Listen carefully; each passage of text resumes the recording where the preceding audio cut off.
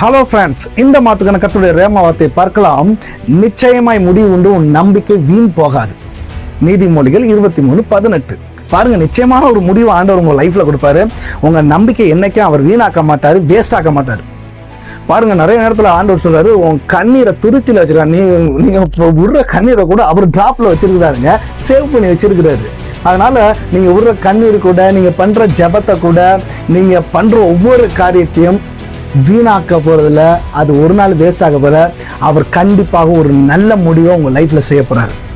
அதனாலதான் பாருங்க, நிறைய நேரத்துல நீங்க என்னைக்கா திங்க் பண்ணிருக்கிறீங்களா, இன்னைக்கு காலைல சூரியன் வருமா, காலையில உதிக்குமா, உதிக்காத என்னைக்கா யோசிச்சிருக்கீங்களா? இல்ல நைட்டு இரவு வருமா, இரவு வரலாம் நம்ம என்ன பண்ணோம், தூங்குவோமா அப்படின்னு நீங்க என்னைக்கா யோசிச்சிருக்கீங்களா? ஏன்னா உங்களுக்கு நல்லாவே தெரியும், காலையில எழுந்துச்சா நமக்கு சூரியன் கண்டிப்பா என்ன பண்ணும், உதிக்கும். கண்டிப்பா மாலைக்கு அப்புறம் ஒரு இரவு வரும், நல்லா தூங்க போறோம்னு உங்களுக்கு தெரியும். ஏன்னா கண்டிப்பா அது மேல உங்களுக்கு ஒரு நம்பிக்கை இருக்கு, இது வருன்ற நம்பிக்கை உங்களுக்கு இருக்கு.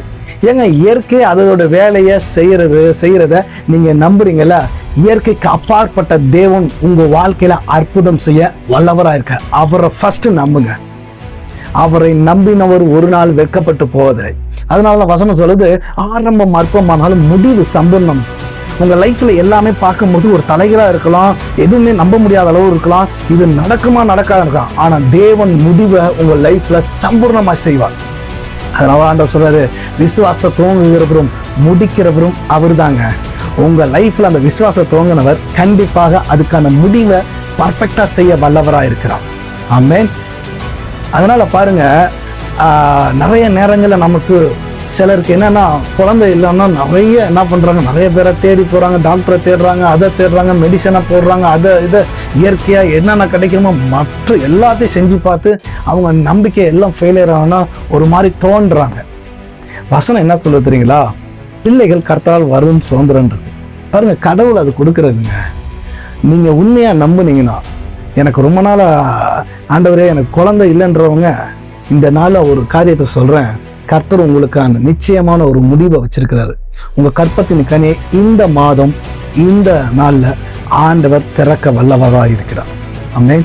பாருங்க, நிறைய உங்க வாழ்க்கையில நிறைய தடைப்பட்டு ஒரு விரக்தியாகி ஒண்ணுமே நடக்கலன்னு நினைக்கிறீங்களா?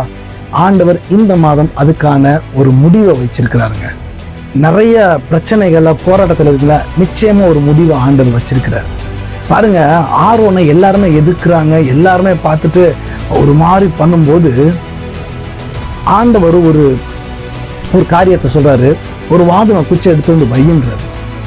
பாருங்க, நம்ம நிறைய நேரங்கள்ல சில குச்சை வச்சா செடி என்ன பண்ணும், அழகா வளரும்.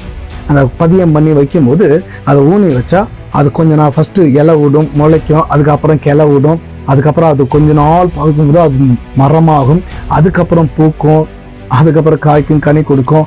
இது ஒரு ப்ராசஸ், அது கொஞ்சம் லேட் ஆகும். ஆனா நீங்க என்னைக்காவது காஞ்ச குச்சை வச்சா, மண்ணில் வச்சா வளரும் நினைச்சு எவ்வளவு தண்ணி ஊற்றினாலும் எவ்வளவு உரம் போட்டாலும் கண்டிப்பா அது என்ன பண்ணாது, ஒரு பலனும் கொடுக்காது. ஆனா ஒண்ணு, தேவனிடத்துல நீங்க போய் வைக்கும் பொழுது ஒரு காரியத்தை ஒரே நாள்ல ஒரு ராத்திரியில கர்த்தர் அதை என்ன பண்ணாராம், பூக்க செஞ்சாராம், காய்க்க செஞ்சாராம், கனி கொடுக்க செஞ்சாராம். நான் சொல்றேன், நிச்சயமா நீங்க பண்ண ஜெபத்துக்கு, நீங்க விட்ட கண்ணீருக்கு அவர் ஒரு முடிவு வச்சிருக்கிற. அந்த முடிவு சம்பூர்ணமா இருக்கும், ஆசீர்வாதமா இருக்கும். நீங்க எதிர்பார்க்காத அளவுல கர்த்தர் அதை பரிபூர்ணமாய் மாற்றுவார். அதனால நிறைய பேர் கலங்கிட்டு இருக்க உங்களுக்கு ஒரு குட் நியூஸ் சொல்றேன், உங்க முடிவுக்கு ஒரு ஆண்டவர் சம்பூர்ணமான காரியத்தை வைத்திருக்கிறார். நிச்சயமா முடிவு உண்டு. உங்க நம்பிக்கை ஒரு நாள் வேஸ்ட் ஆக போறதில்ல, வீணாக போறதில்ல, அது அழிந்து போகிறது கிடையாது. ஏன்னா நீங்க ஆராதிக்கிற தேவன் ஜீவன் உள்ளவர். கர்த்தர் உங்களை ஆசீர்வதிப்பார். God bless you.